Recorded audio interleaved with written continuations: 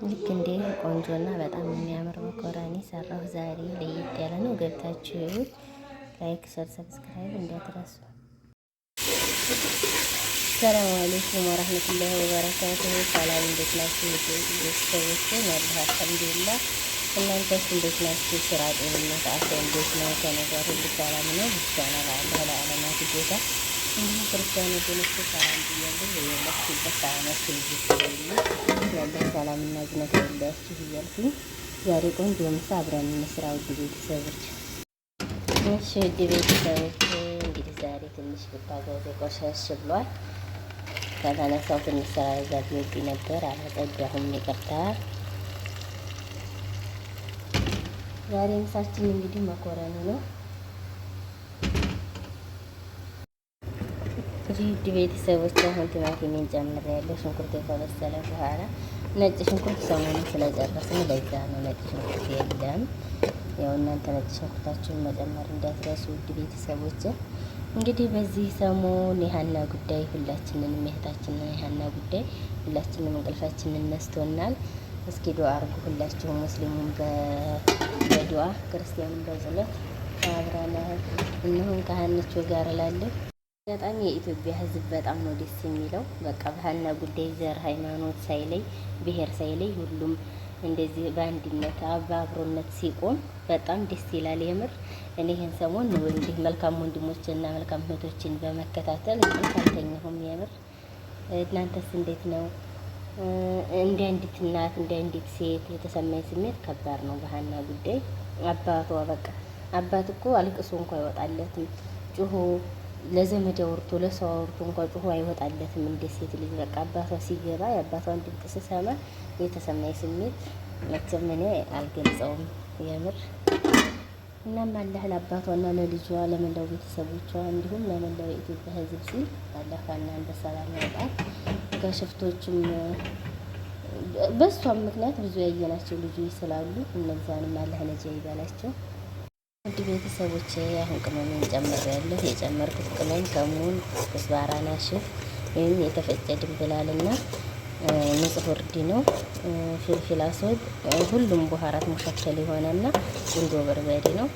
ውድ ቤተሰቦች በዚህ መልኩ ነው እና ደግሞ ከዚህ የተወሰነ ጨምሬያለሁ። ቀርሞ ትንሽ ነው የቀረው፣ አንዱን ልጨርሰው ምክንያቱም የዛሬው ቲማቲሙ አነስ ስለሚል ማለት ነው። እንግዲህ በዚህ መልኩ እየበሰለ ነው። መኮረና ሳበስል እኔ እንደዚህ ውሃው በዛ አድርጌ ነው የማበስለው። ወጥ ምንም አይያያዝም፣ አላማስለውም። እንደዚህ የተወሰነ 6 ደቂቃ 7 ደቂቃ ከተንፈቀፈቀ በኋላ ደፍቼ ውሃውን አጥልሌ ነው የማረገው። እናም ውድ ቤተሰቦች አሁንም ስለ ሀና ጉዳይ ያለውን ዱዓ ሁላችንም አንረሳውም። ሁላችንም ዱዓ እንደምናረግ ግልጽ ነው። ግን አሁንም እንበርታ አላለሁ እስከምወጣ። እሷ ብቻ ሳትሆን ደግሞ ከዛ ቦታ ላይ ያሉ የሚሰቃዩ እህቶቻችን እንዲሁም ገና ያልታወቁ ገና ከሀገር ወጥተው ገና ሙጥሙጥ ህጻን ልጆች ወጥተው ሞተዋል ተብለው የሚቀሩ ስንት አሉ። ከዛ ቦታ ላይ በጣም ብዙ መቼም ያንን መንገድ በባህር የመጣ ሰው በደንብ ያውቀዋል። እንዳልመጣ ነው እንጂ ለመጣ ሰው ማስረዳት ያው መዳከም ነው የሚሆነው። ምክንያቱም በደንብ ስለሚገባው ማለት ነው። እናም አላህ ይድረስላቸው፣ አላህ ያስገኛቸው። ወላጅ መሆን በጣም ከባድ ነው። ቤተሰብ እንኳን አይደለም ወላጅ እንደዚህ በሚዲያ እንኳን አላወቅናት ለሀና በጣም ነው ያዘንነው፣ በጣም ነው የተሰማን ነው ለመናገር። ውድ ቤተሰቦች እንግዲህ የደላላን አረመኔነት መቼም አረመኔነታቸው ጭካኔያቸውን አይተናቸዋል። በጥቂትም ቢሆን በባህር ስንመጣ ሁላችንም በባህር ነው የመጣ ነው። ያው ከስንት አንድ ነው እንጂ መቼም አብዛኛው ሳዑዲ አረቢያ የሚኖር ስደተኛ በባህር የመጣ ነው ብዬ አምናለሁ አብዛኛው። እናም ጭካኔያቸው አረመኔነታቸው እንኳን አይደለም ለሌላ እንኳን ለወገኖቻቸው ለእናት ለአባት እንኳን የማያዝኑ ናቸው። እኛ የሆነ ነገር ብናረግ እናት አባት ይጨነቃል ወይም እነሱ ይያዙብናል ብለው የማይጨነቁ አረመኔዎች ናቸው። አላህ ለእነሱ ሂዳያ ይስጣቸው። ማድረግ ስለማይቻል እንግዲህ አላህ እሱ ሂዳያ ሰጥቷቸው ከዛ ኑሮ ያውጣቸው። አንድ ቀን የሚጸጸቱበት ዘመን ይመጣል ብዬ አምናለሁ። እንግዲህ ውድ ቤተሰቦች ጨው ነው የቀረኝ፣ ጨውን እንጨምራለን።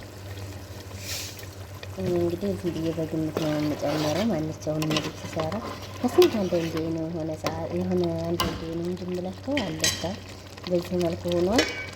አሁን እንግዲህ እንደምታዩት ይሄንን በስሏል። ለ7 ደቂቃ አብስዬዋለሁ። ምንም ነገር አልተያያዘም። ነውት እንደዚህ ነው። ውሃው ሲበዛ እንደዚህ ነው የሚሆነው። አሁን ውሃውን ማጥለል ብቻ ነው። ይሄ እንግዲህ የኔ አስተያየት ነው። የእናንተን በኮሜንት ስራ አስቀምጡልኝ። እንግዲህ የኔ ሰው ትንሽ ውሃ ያለው ስለሚፈልጉ ውሃ ጨመር አድርጌበታለሁ። ምክንያቱም የሆነ ሾርባው እንደ መርጉግ ወይም እንደ ሾርባ ወይም እንደ መርጉግ ሲሆን ነው መኮረኒ የሚፈልጉት። እንትን ደረቅ ሲል አይወዱም እና ውሃ ጨምሬያለሁ። አሁን በዚህ መልኩ ሆኗል። መኮረኒውን ጨምሬያለሁ። ዛሬ ትንሽ ውሃው በዛ ብሏል መሰል መኮረኒው ብቅ አላለም።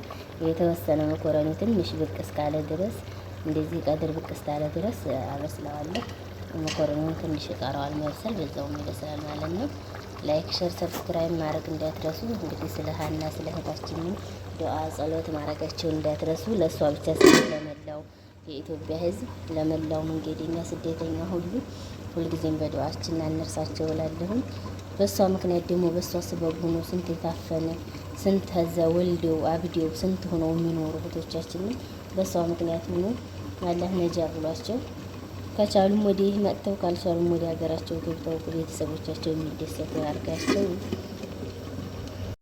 እንግዲህ ውድ ቤተሰቦች በዚህ መልኩ የኔ አሰሪዎች ወይም የኔ አረቦች እንደሚወዱት አድርጌ ሰርቼ ጨርሻለሁ።